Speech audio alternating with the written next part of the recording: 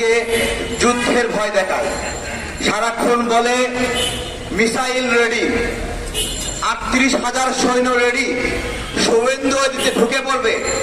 আমি বলি ভারত স্বতন্ত্রভাবে কখনো যুদ্ধ করার কোনো অভিজ্ঞতা নাই, কিন্তু বাংলাদেশের আছে। বাংলাদেশ যুদ্ধ করে স্বাধীন হয়েছে।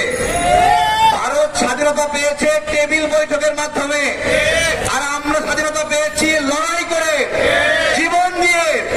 এই 24 সালেও আমরা স্বৈরাচার হাত থেকে মুক্ত হয়েছি যুদ্ধ করে, লড়াই করে। আমাদেরকে এরা যুদ্ধের ভয় দেখায়। আমি বলি গলা নামাও, চোখ ছোট করো। যদি চোখ ছোট না করো, গলা না নামাও, গলা নামানোর আমরা ব্যবস্থা করবো। গত কয়েকদিন ধরে ভারতের গণমাধ্যমগুলো মায়ানমারের ওই বাহিনী বাংলাদেশের বিরুদ্ধে আগানোর মিনিমাম সাহস নাই। একবার মায়ানমারের সঙ্গে বাংলাদেশের লড়াই হয়েছিল, সেই লড়াই বাংলাদেশের বিজিবি, বাংলাদেশের সেনাবাহিনী মায়ানমার বাহিনীকে এমন দৌড়ানি দিয়েছিল, আর কোনদিন বাংলাদেশের দিকে তাকানোর সাহস পায় নাই, সাহস পায় নাই। আরে মায়ানমারের সেনাবাহিনী মাঝে মাঝে বাংলাদেশের কাছে আশ্রয় নেয়, এসে মায়ানমারের যে যখন বিপদে পড়ে বাংলাদেশে এসে আশ্রয় নেয়, আমরা এটা দেই। এটা আসলে ভারতের গণমাধ্যম কেন দুশ্চিন্তা, বিষয়টা আসলে চট্টগ্রাম দখল না, এটা ভারতের কিছু একটা অংশ দখলের একটা আয়োজন চলতেছে। এটা ওরা বুঝতে পারছে, বুঝতে পারে। মানে ওই যে তাহলে মুরগি আছে না, তাহলে মুরগি দেখছেন? হ্যাঁ, এই যে খালি মাথা ঘুরাই ঘুরাই এরকম করে ভারতের গণমাধ্যম গুলো এরকম মাথা ঘুরাই ঘুরাই নাচতেছে, হাই হাই কি হলো। বাংলাদেশ কেন কিছু করে না? বাংলাদেশ মায়ানমারের বিষয়ে কিছুই করবে না, কিছুই করবে না। যদি স্বাধীন একটা ভূমি তৈরি হয় ওখানে, আমাদের জন্য আরো ভালো। রোহিঙ্গারা ওখানে যাবে, ওখানে যে খ্রিস্টানদের নিয়ে একটা আলাদা ভূমি গঠনের চেষ্টা করছে। খ্রিস্টানদের ভূমি হলে আমাদের সমস্যা কি? সমস্যা আছে? সমস্যা আছে? সমস্যা নাই।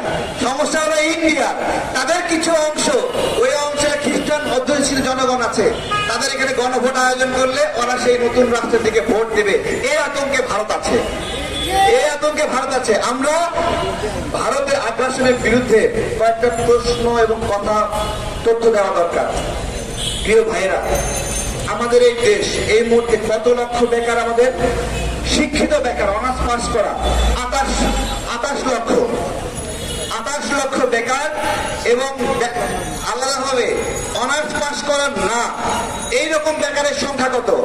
4,81,00,000। গতদিন আমাদের একজন উপদেষ্টা বললেন 10 লক্ষ ভারতীয় বাংলাদেশে আছে।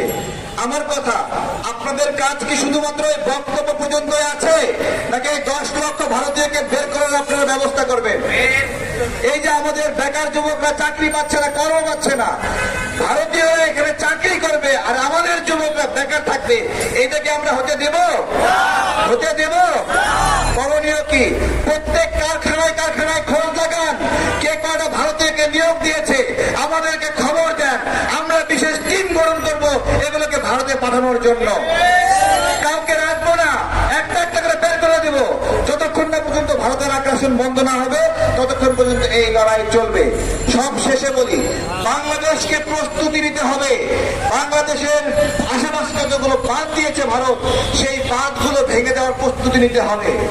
1971-এর মতো প্রস্তুতি নিতে হবে, যেভাবে 71-এ 30 কালভার্ট ভেঙে দিয়েছিল আমাদের মুক্তিযোদ্ধারা, ওইভাবে আমাদের এই উদ্যোগ নিতে হবে যে আমরা ভারতের তৈরি করা এই ড্যামগুলো আমরা ভেঙে দিব, বোম মেরে উড়ে দিব, অ্যাটম বোম মেরে উড়ে দিতে হবে। এইটা মানবাধিকার পরিপন্থী, এইটা দেশের পরিপন্থী, বাংলাদেশের অধিকার পরিপন্থী, বিশ্ব জলবায়ুর যে নীতি সেই নীতির পরিপন্থী। সুতরাং এই ধরনের অবকাঠামোগুলো ভেঙে দেওয়া যুক্তিযুক্ত। আমি সরকারকে বলবো, 6 মাস সময় পেয়েছে, এই 6 মাসে এখনো কেন তিস্তার পানি চুক্তি নিয়ে মামলা আপনারা করলেন না? এখানে ফারাক্কা বাঁধ নিয়ে মামলা আপনারা করলেন না? আমরা আর মুখে কথা শুনতে চাই না। আমরা এমন একটা সরকার চাই যারা আন্তর্জাতিক আদালতে গিয়ে মামলা করার হিম্মত রাখে। যদি আরেকটা মানুষ ফেলো, আমরা দরকার হলে লোক ভাড়া করে একটা বিএসকে আমরা শেষ করব। আমরা অনেকে প্রশ্ন করবেন, হঠাৎ করে ভারত হটাও বাংলাদেশ বাঁচাও কেন বললাম? আমরা হঠাৎ করে বলবো, ঘুমের পরে বলবো, নামাজের পরে বলবো, জুমার পরে বলবো, ভারত হটাও বাংলাদেশ বাঁচাও। সবাই বলেন, ভারত হটাও, ভারত হটাও, ভারত হটাও। এবং ভারতের দালালি যে সকল রাজনৈতিক কর্মীরা করছে তাদেরকে সাবধান করে দিচ্ছে, আপনাদেরকে ওই পদ থেকে আমরা সরাবই, প্রতিশ্রুতিবদ্ধ হচ্ছি। যারা যারা যে যে দল থেকে সর্বোচ্চ পদে থেকে বড় পদে থেকে ভারতের দালালি করছেন ক্ষমতার জন্য, ওই পদে আমরা থাকতে দেব না। আপনিও দলে হতে পারেন, আমরা থাকতে দেব না। পাশাপাশি প্রথম আলো, ডেইলি স্টার সহ যে সকল গণমাধ্যম ভারতের দালালি করছেন, আমরা এখনো আপনাদের পত্রিকা বন্ধ চাইনি, কিন্তু এমন কিছু করবেন না আমাদেরকে বলতে হয়। প্রথম আলো বন্ধ করতে হবে, ডেইলি স্টার বন্ধ করতে হবে। আপনারা সংশোধন হন, আমরা সুযোগ দিচ্ছি। আপনারা কিভাবে সাহস করলেন? আমরা